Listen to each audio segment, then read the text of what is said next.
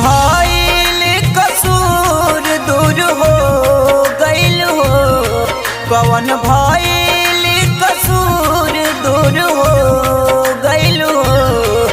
ए बेवफा तू ही बोला ऐसन काहे कइलू हो। ए बेवफा तू ही बोला ऐसन काहे कइलू हो।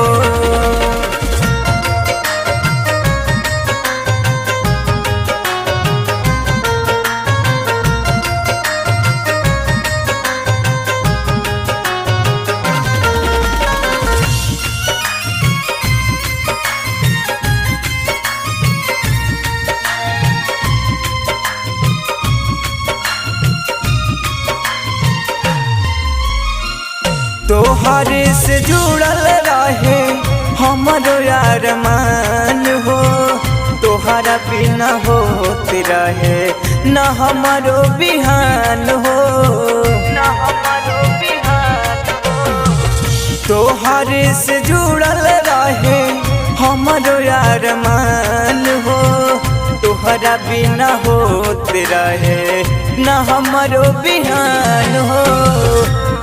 कतन कईने इंतजार तब ना आइलू हो, कतन कईने इंतजार तब ना आइलू हो। ए बेवफा तू ही बोला ऐसन काहे कइलू हो। ए बेवफा तू ही बोला ऐसन काहे कइलू हो।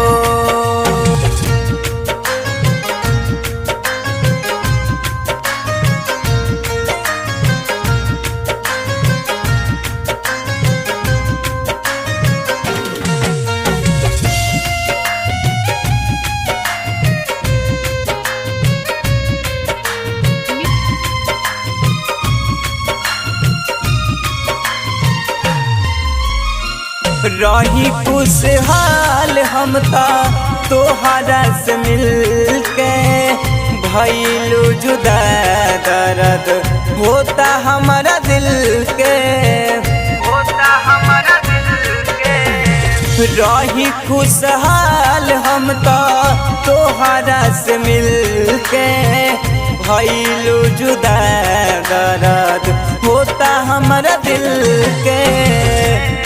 तोड़ी राकेश के दिल ब्रजेश के हो गइल हो, तोड़ी राकेश के दिल ब्रजेश के हो गइल हो।